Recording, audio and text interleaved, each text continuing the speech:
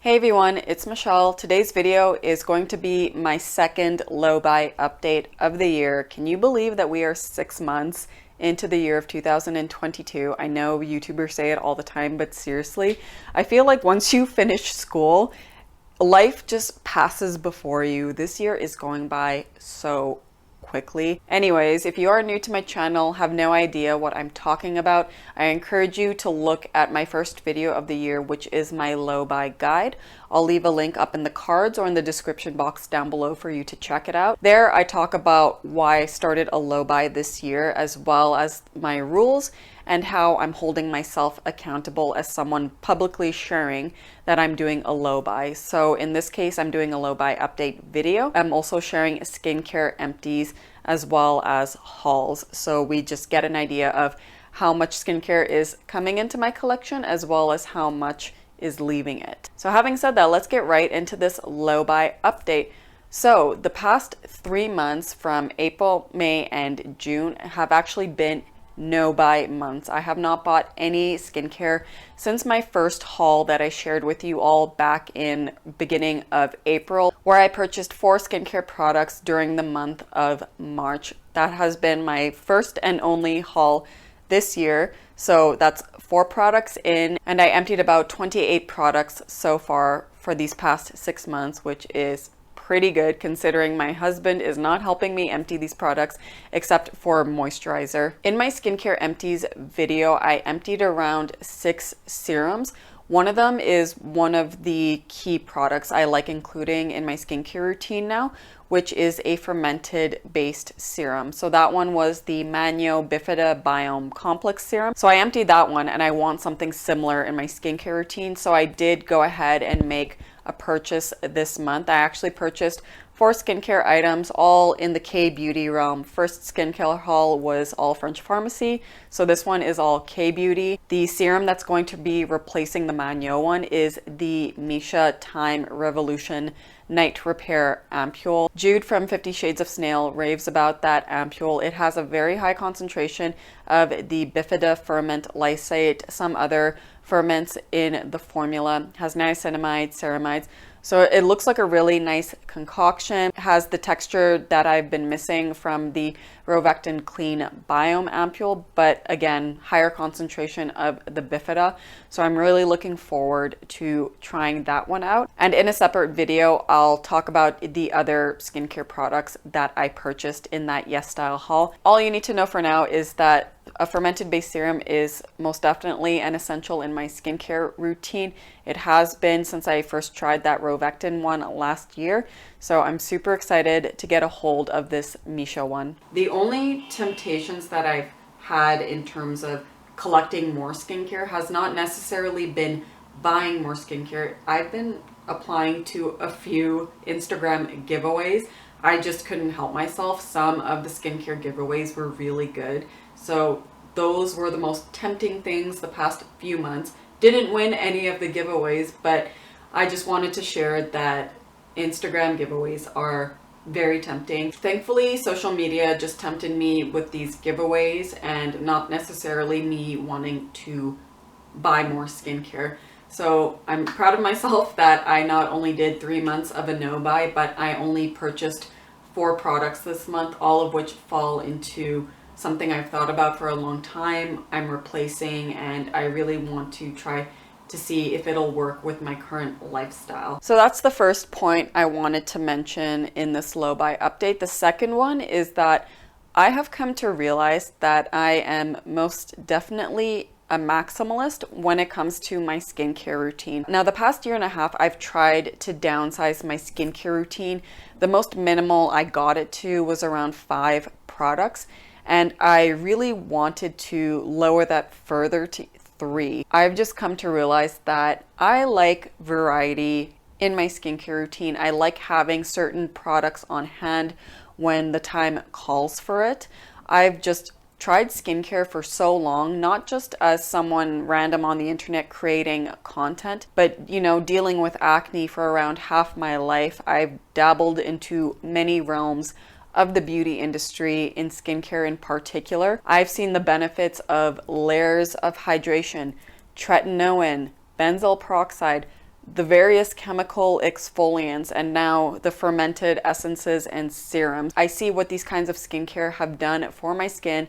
I notice what happens when I exclude them from my skincare routine. I like having variety. It's maybe unfortunate for my wallet, but if I stick to certain products at a time, do the whole empty before newbie, you know, emptying out a product before purchasing or opening a new one, I'll just have a nice steady stream of skincare to try and a more reduced collection in general. I don't want to deprive myself for the sake of calling myself a minimalist. I really don't care to have that label. Like I said in my low buy guide, I just want to use minimalism as a tool to kind of wrap my head around my skincare purchases and just give me better habits in general. Also, with the skincare routines I've done with the past few years, especially when I started vitamin A, when I, first used 0.1% adapalene, I've noticed such improvements in my skin. I like how my complexion is looking better, and despite being 31 years old, getting some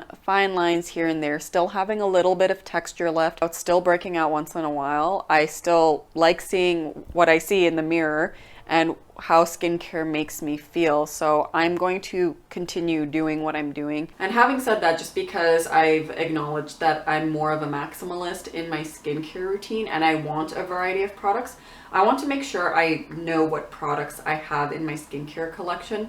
Like I said, I forgot that some products even existed that I even purchased.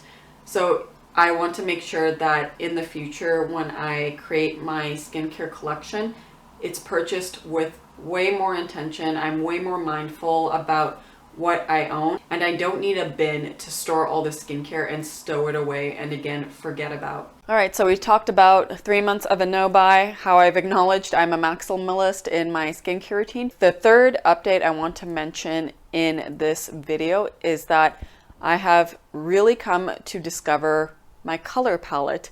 Now, this falls to the other part of beauty, which is makeup. In my low buy guide video, I said I was purchasing 0 makeup for the year. I've accumulated quite a collection that I was content with, and I didn't feel the need to add to it further. I have to say though, when shopping on YESSTYLE, I was very tempted to buy some Romand lip products. So there was the Velvet liquid lipstick in Petal Tassel. There was the Juicy lip tint in Bare Grape, and there was another popular one called Fig Fig. So all cool toned lip colors, super tempted to buy, but before I did, I shopped my collection first. It really killed that urge to buy something new, and I was just happy that I owned similar products. So that YESSTYLE haul was very dangerous. I almost ended up purchasing 8 to 10 products, and thankfully I kept it at 4. Now that I've settled into this apartment, I've actually been able to shop my stash more and more, just easier to access my makeup collection. And I've actually decluttered more makeup. I've noticed that a lot of the decluttered makeup falls into the warm tone category, which I found very curious because for the longest time, I was told as half Asian and, more ethnic skin that tans very easily that I am of a yellow warm undertone. So for the longest time, I've been matched to foundations with more of a yellow undertone. I've leaned towards peaches and corals, but now I wear mostly cool toned, and I'll get into that in a second. But my suspicion about this switch of undertones and just realizing my undertone in general is the fact that I stopped wearing foundation, and I haven't been as adamant about wearing a tinted sunscreen, which usually has a bit of a warmer undertone. So when I wore those warm tone bases, of course adding peaches and corals, all these colors that complement warm undertone skin, looked really good on my face. But now that I don't wear foundation, I don't wear tinted sunscreens, the color, the way it's reacting to my skin undertone, I was starting to notice that a lot of it was turning a bit orange on my skin, which didn't really happen before. So I thought the product went bad, it was just oxidizing, but I've come to realize it's because I'm a cool undertone, a cool olive undertone at that. Now, having said that, I didn't declutter all my warm tone makeup, especially, this time of year. I have a bit more pigment on my skin. I can get away with wearing these really lovely warm tone colors that make me very happy to wear and make me feel very good. But I think for the majority of the year, I'm a cool tone person. Like right now, I'm wearing MAC's lip liner in Soar, which is a cool tone mauve. And the product that made me realize cool tone makeup is most definitely my calling is this Phytosurgent Skin Spark Blush Balm in the color Fervor. It is very purple. It's the most purple cool toned makeup product I have in my collection when it comes to cheek products. And when I first applied this blush, I thought, oh my gosh, it looks so good. Another obvious sign that I was cool toned was my wardrobe in general. If some of you know, I've used minimalism as a tool in my wardrobe as well. And just looking at the color palette in my wardrobe, it's all freaking cool tone. I mean, the shirt I'm wearing right now is a light gray. It's one of my favorite colors to wear. And I tend to reach for silver jewelry 9 out of 10 times. I know I do wear gold jewelry sometimes when I film and when I go out, but I have to say it's, you know, this silver jewelry as well as maybe some rose gold that I gravitate towards more. So yeah, I'm a cool tone girl. Can't believe it. My whole life I've been told I am a yellow warm undertone because I'm half Asian and I tan very easily. So yeah, my mind is blown. I actually shared this revelation on my Instagram stories and a handful of you actually reached out saying you felt the exact same. You always thought you were a yellow warm undertone, but felt like something was off when you wore these warm colors. And you've come to realize that you are also a cool undertone. And a lot of you are olive undertone as well. I was told by a makeup artist that olive undertone was not a thing. And then I got matched to a peach undertone, which, you know, at this time of year, I can definitely work with. But when it comes to a cool olive like the Kosas concealer I have in the shade 3.2. I am most definitely a cool olive. So that was an interesting low buy update. The fact that I discovered my color palette this year through just decluttering my makeup and just trying the coolest blush I own. Now on to the final update I want to talk about in this video is that ever since doing this low buy and just really cutting down my watch time for any skincare or makeup related videos, I've noticed my interests in general have just expanded outside of the beauty sphere. And a lot of it is related to my self-growth. Now, learning about skincare was definitely necessary at the time for me to understand what the hell was going on for my skin and just learning how to recognize what works, what doesn't for my skin, figuring out what makes it break out, all that good stuff. So I don't think all that watch time went to waste, but there have been moments where it was just white noise in the background and that's all I had on my YouTube feed to watch. But now I've really expanded my interests and skincare and makeup are no longer the majority of content that I watch. So one of the interests that I've had this year, and I've actually had it throughout my life, it kind of fizzled out a bit, but now it's been revived, is language learning. Je suis canadienne, donc on doit apprendre le français à l'école. J'ai pris le français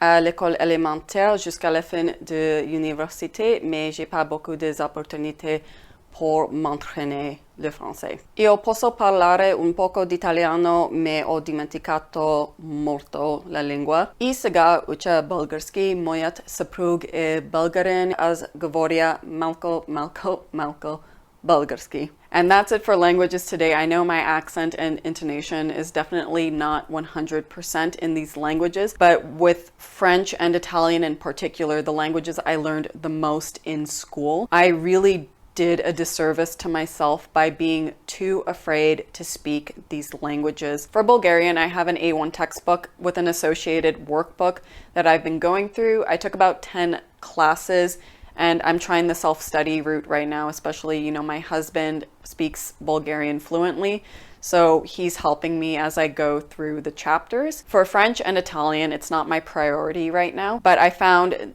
learning French or Italian by the nature method. So it starts you off with super simple sentences in that language, and then it works your way up to something more intermediate. So when I have time, aside from Bulgarian, I'll be reading those books. But right now my target language is Bulgarian. So language is my first major interest outside of skincare. The second one is fitness. I have really struggled to maintain consistency throughout the years. Now that I'm 31, I just want to be healthy in general and have little to no problems in the future as I age. I've become a lot more serious about fitness. I have a handle on my way of eating, but fitness was definitely something I struggled to maintain. It just was never part of my lifestyle. I'm proud to say that for the past couple of months, I've been going 3 to 4 times a week to the gym with my husband. And the month before going to the gym, I was working out 4 times a week with online video workouts. I was doing the Shelley Darlington lockdown workouts.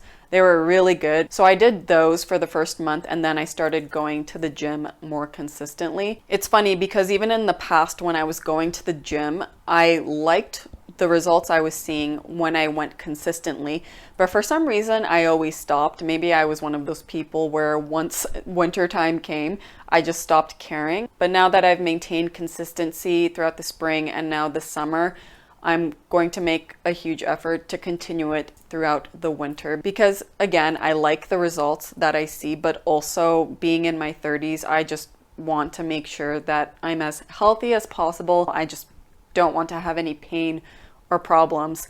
I have been in the hospital before for my own health concerns. I went to the emergency room twice. One of them ended up in a surgery. I had a laparoscopic appendectomy, so I got my appendix removed, and just being subjected to the hospital bed with shitty hospital food, struggling to pee, needing help from my family members to move around and just function in general when I was healing. It was not fun. I don't want to have that experience ever again. I'm going to prevent it as much as possible. And the third major interest I've had outside of skincare is fashion. So I've been watching a ton of videos on yin and yang, so you know, the Kibi body types, essence, discovering your color palettes. I also feel like the 2 major declutters I did from my wardrobe last year has also really helped me understand the silhouettes I like and the materials I tend to reach for, as well as the colors that I prefer. Just like I mentioned in my makeup collection, noticing the colors I've decluttered and ones that really complement my skin well now that I don't wear foundation. I spent a good chunk of my life in uniform. So back in high school, also at various jobs for almost half my life, I needed to wear a uniform. So I feel like I'm finally able to explore my fashion sense a little bit more and figure out my body type, what works for me and what doesn't. It's been very eye-opening, and I've highly been enjoying watching content outside of skincare in general. Overall, with this 6-month low buy in terms of the beauty sphere, I feel like I've escaped that trap, that vicious cycle of constantly needing to buy something, feeling like you need the latest skincare ingredient, the latest makeup product. You need to buy something that's helping with your breakout. Oh, your skin's irritated. Now you need to buy a barrier repairing serum. But while your skin is healing, you need to buy something to cover it that's more skin-like. Oh, but your skin tone is changing based on the season. So now you need to get another foundation. Like this entire vicious cycle, I feel like I've really stepped out of that. And I'm just enjoying the makeup collection that I have, using up the skincare collection that I have, and just understanding my skin's wants and needs, the colors that go really well with my complexion, and just the makeup I like to wear in general. I've been really able to explore other interests that are helping with my self-growth. Having said that, I think for halfway into the year, this low buy has been rather successful, and I've noticed the change in my way of thinking and how I'm way more mindful with spending. I wasn't terrible in other realms of my life with spending in general. I don't think I have a financial problem at all, but I couldn't help but notice that the skincare spending was a problem. So I'm glad that I've finally adjusted my spending with skincare. My habits are even better now when it comes to spending. and I know how to invest my time and money and other things that will essentially benefit me and my future. All right, and that is it for this video. As always, I hope you find content like this helpful and informative. If you did, please be sure to give the video a like, subscribe to my channel down below for future videos. Let me know how it's going with your low buy or no buy year. I know some of you have had similar feelings about the state of the skincare world right now. Just so much fast-paced skincare, trying to take a step back, be more mindful of spending, not only in skincare, but makeup, life in general. Let me know how it's going in the comments down below. That is it for this video. See you all soon. Ciao.